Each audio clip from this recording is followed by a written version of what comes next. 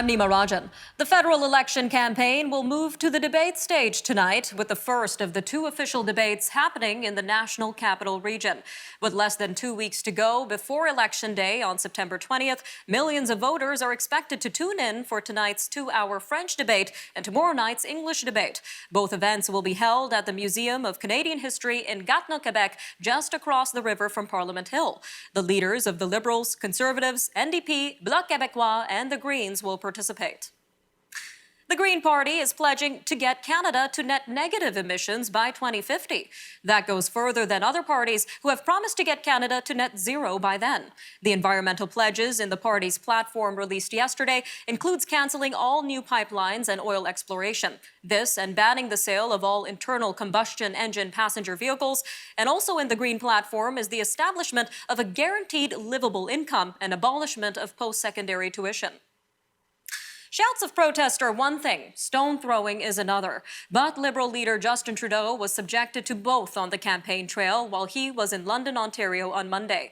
The London Police Service is investigating and asking the public for information after someone threw gravel at Mr. Trudeau as he was leaving the campaign event.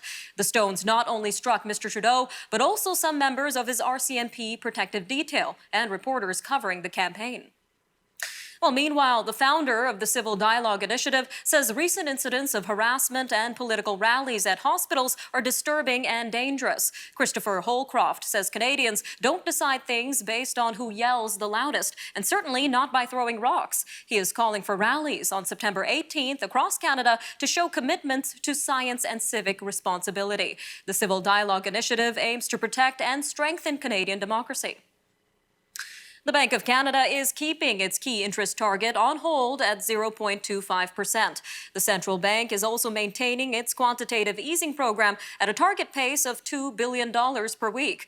The central bank expects the economy to strengthen in the second half of the year, although the fourth wave of COVID-19 infections and supply bottlenecks could hamper recovery. The central bank noted that inflation remains above 3% as expected, boosted by gasoline prices and pandemic-related supply bottlenecks. Cryptocurrencies saw a significant sell-off yesterday following 2 months of strong performances from big names like Bitcoin and Ethereum. Bitcoin fell from $66,000 to around $59,000 in less than a day. This while Ethereum lost more than 11% of its value in a 24-hour period. Analysts say cryptocurrencies had been rallying on news that El Salvador would begin using Bitcoin as legal tender, but it faltered when the implementation of the country's app for the currency had technical issues yesterday. Canadian pipeline giant Enbridge is increasing its presence on the U.S. Gulf Coast through a $3 billion acquisition. The Calgary-based company says it will buy terminal and logistics company Moda Midstream. As part of the deal, Enbridge will acquire North America's largest crude export terminal, the Ingleside Energy Center, located near Corpus Christi, Texas. An extradition hearing for a former Nazi death squad member continues today. The Immigration and Refugee Board of Canada has to decide whether Helmut Oberlander can remain in Canada or be returned to Germany. The 97-year-old maintains that he was forced into duty as a teenager but never participated in any killings. Curation Foods is adding to an ongoing recall of Eat Smart chopped salad kits due to a possible listeria contamination. The recall covers a number of varieties and sizes ranging from 283 grams to 680 grams, with a best before date of September 10th. The Canadian Food Inspection Agency says the salad kits were sold in New Brunswick, Newfoundland and Labrador, Nova Scotia, Ontario, and Quebec, and possibly nationally. Well, it looks like Canadians are thriving at the U.S. Open. Leylah Fernandez of Laval, Quebec, and Montreal's Félix Auger-Aliassime have reached the semifinals at the Grand Slam event. Ms. Fernandez will face second-seeded Aryna Sabalenka of Belarus tomorrow, while Auger-Aliassime gets number 2 seed Daniil Medvedev of Russia on Friday. St. John's raised actress Patrina Bromley says emotions ran high when the cast of Come From Away reunited earlier this year on a Broadway stage. The COVID-19 pandemic had put the show on hiatus, but the actors returned for 4 days in May to put the Newfoundland and Labrador set musical on film. It premieres on the streaming service Apple TV Plus on Friday. Come From Away tells the true story of the small community of Gander that rallied when dozens of planes and thousands of passengers were unexpectedly grounded there after the September 11th terrorist attacks. All right, stay tuned. We talk about inequality and wealth taxes when we return. We'll have an interview with Mr. Brendan Caldwell of Caldwell Securities Limited when we come back from the break. So stay tuned. We'll have that. And of course, more news from around the world on Forum Daily. We'll be right back after a short break. See you soon.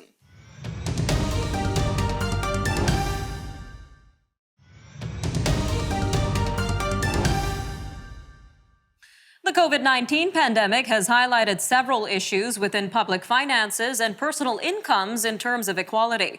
Since the start of the pandemic to what it is now, we've not only seen evidence of economic inequality, we've seen the situation getting worse.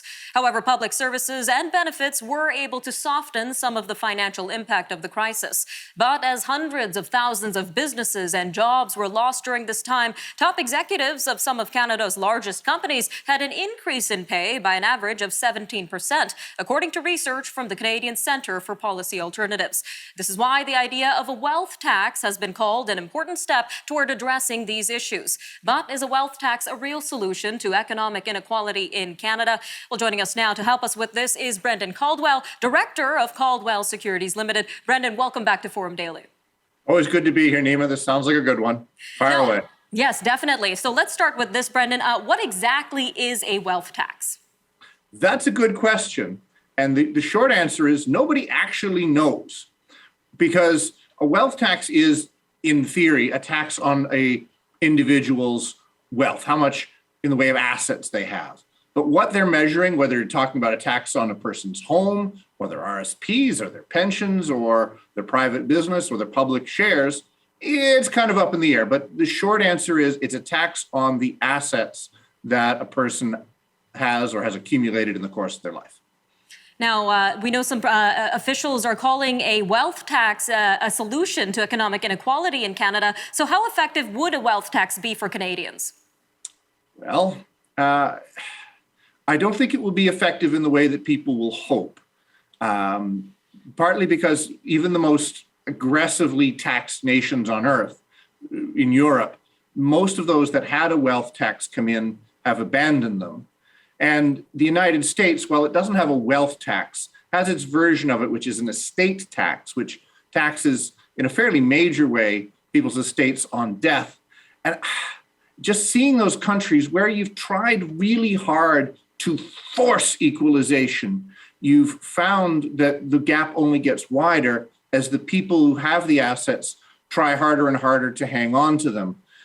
We've had a different experience than most of those countries in Canada, and my concern would be as we force people with more assets to divest them, they're going to try harder to hang on to them, and that sense of equality, the finances are one thing, the sense of equality, I think will get lost. And one of the ideas floated by politicians is a 1% wealth tax on those who have assets over $20 million. I guess the bigger question would be, is this enough to help fund the public programs that are in need, Brendan? We're talking about childcare, better senior care, funding for clean energy, housing, all of these issues here, Brendan. Well, the obvious answer, Nima, is no, of course it's not going to be enough. It will never be enough. But we've spent in the hundreds of billions of dollars on trying to even out the experience of people as they go through COVID. The wealth tax on the wealthiest will be raising single digit or maybe low double digit billions, which is nothing to sneeze at. But is that enough to cover the hundreds of billions that have been spent? Not likely. And also keep in mind that when they first brought in income tax, which was during another crisis, the First World War, that income tax was only on the very smallest margin of the wealthiest. It's since obviously broadened to include a lot more people. But just because they start with a number doesn't mean that number doesn't get a lot broader. The number of people affected doesn't get broader because, in short answer, it's not going to be enough. All right, Brendan, just over a minute left here, but let's look at all sides of this potential solution. What are the pros of implementing a wealth tax in Canada, and what are the potential downsides of implementing a wealth tax? Well, within a minute, I'm going to answer the question this way. The pros of Canada right now is that the wealthiest people, you can participate in their success. And that we kind of take for granted. But whether it's the to name names, the Westonses, the Rogers, the Thompsons, Toby Lutke, who founded Shopify. If you want to participate in their wealth, the best way to do it is own shares in their company. And Canada, you can do that. United States, the same. And that is a much greater contributor to equality, buying a stake of the best entrepreneurs, the best businesses, ideas. It's not the case in every country. It's not the case in India. It's not the case in Mexico or Bermuda or other countries where the wealthiest hoard their assets in private entities. And my concern, which is different than everybody else is talking about, is that there will be fewer public companies out there as people try and do what's logical. They'll take things private, they'll move offshore.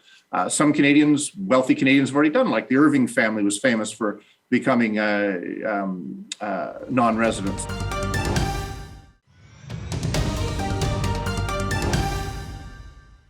BC Premier John Horgan says the new vaccine card is a necessary step toward helping get the province back to normal in the ongoing COVID-19 pandemic.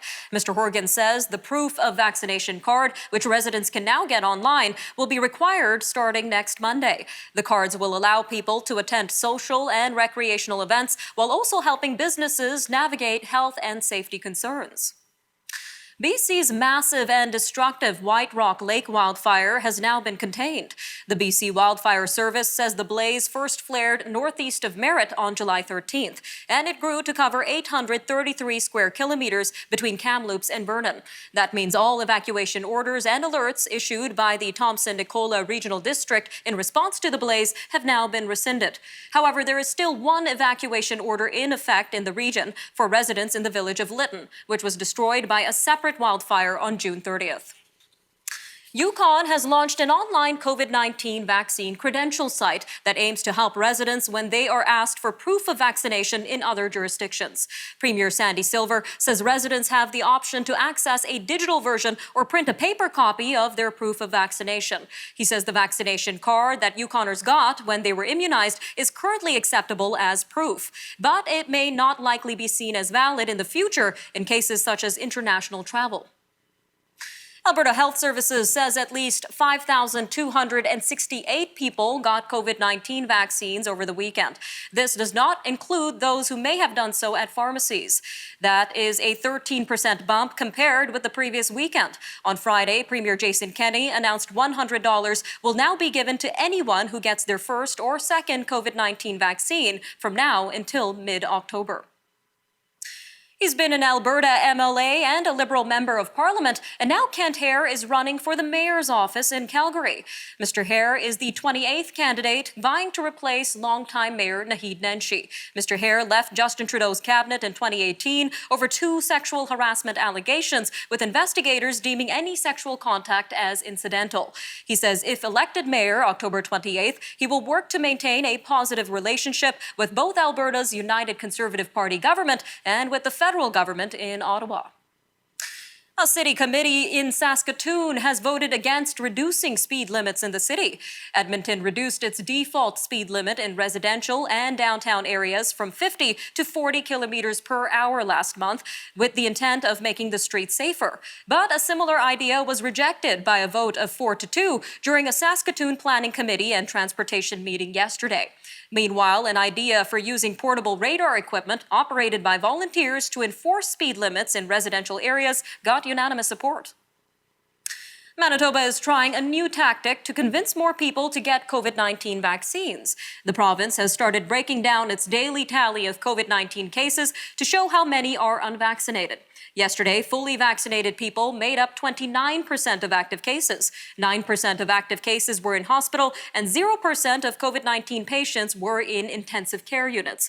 Deputy Chief Public Health Officer Dr. Jazz Atwal says if you're vaccinated, your risk of a severe outcome at any age is negligible. The owner of a popular Manitoba Halloween attraction says NHL and CFL games are getting leeway when it comes to COVID-19 gathering restrictions, and he wonders why other attractions are not. Tim Mize, the president and co-owner of Heebie-Jeebies, says capacity limits that took effect yesterday in Manitoba mean attendance will have to be reduced, which is affecting his bottom line. Heebie-Jeebies features both indoor and outdoor activities, ranging from corn mazes and bonfires to photo ops in zombie bunkers. Mr. Mize says cohorts entering the mazes are spaced 40 feet apart, and entrance into the attraction is limited to the fully vaccinated. Public servants across New Brunswick have begun taking strike votes. Voting began last evening and is being held in more than 33 locations throughout the province until Saturday. New Brunswick hospital unions and Francophone community college workers will vote later in the month. Contract talks broke down last week, with the unions and the province unable to agree on the key issue of wages. Newfoundland and Labrador is introducing a vaccination passport that will use a QR code to show a person's level of COVID-19 vaccination. Premier Andrew Furey says the province will use the Quebec model for the vaccine passport because it has been tested and shown to be secure. He says he hopes it will nudge people into getting their COVID-19 vaccination. Meanwhile, a cluster of cases in the Northern Peninsula has prompted the government to move 6 communities to Alert Level 3 and require mask use in indoor public places. All right, when we come back from the break, we'll take a look at stories making news around the world. An earthquake hits Mexico. The world's biggest broadcasters are being asked to cancel coverage of the Beijing Winter Olympics, and the UN calls for aid to Afghanistan. We'll have these stories and more when we come back from the break, so stay tuned. We'll be right back after these short messages.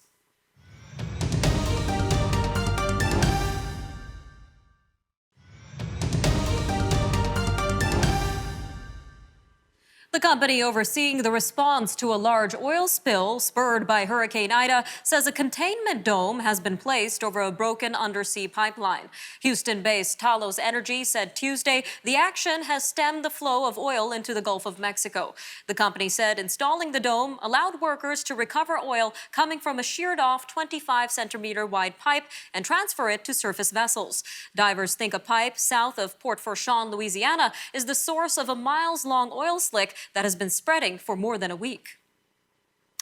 A powerful earthquake has struck in southern Mexico near the Pacific resort city of Acapulco.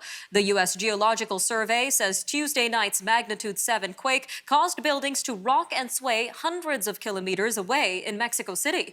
At least 1 death has been reported, and Acapulco's mayor says some gas leaks and fallen walls have been reported as well. Some of the world's largest broadcasters are being asked by human rights groups to cancel plans to cover the upcoming Winter Olympics in Beijing. The request comes in an open letter from rights groups representing minorities in China, including Uyghurs, Tibetans, Hong Kong residents, and others. It says the broadcasters risk being complicit in the worsening human rights abuses in China. The Winter Games are set to open on February 4th. An interesting ruling has been handed down in Australia. The nation's highest court has issued a landmark decision that says media outlets are considered publishers as opposed to just conduits of information and opinions. That would make sites like Facebook liable for defamatory comments posted by third parties on their official pages. The High Court rejected an argument by large media firms which claimed in order to be a publisher, a site must know of the defamatory content and decide to make it public. 4 leaders of the group that organized annual Tiananmen Square commemorations in Hong Kong have been arrested. The Hong Kong Alliance in support of patriotic democratic movements of China had openly challenged the enforcement of the controversial national security law. They say the police are arbitrarily labeling pro-democracy organizations as foreign agents. The alliance organized candlelight vigils on the anniversary of China's Tiananmen Square crackdown in 1989. The trial of 20 men accused in the Islamic State group's 2015 attacks on Paris that left 130 people dead began today. 9 gunmen and suicide bombers struck within minutes of each other at the National Soccer Stadium, the Bataclan Concert Hall, and restaurants and cafes. The only survivor of the extremist cell from that night is the key defendant among those being tried. The trial is scheduled to last 9 months, with a verdict expected in May. Australia's foreign and defense ministers are visiting Indonesia, India, South Korea, and the United States. This is to bolster economic and security relationships within the Asia-Pacific region, where tensions are rising with China.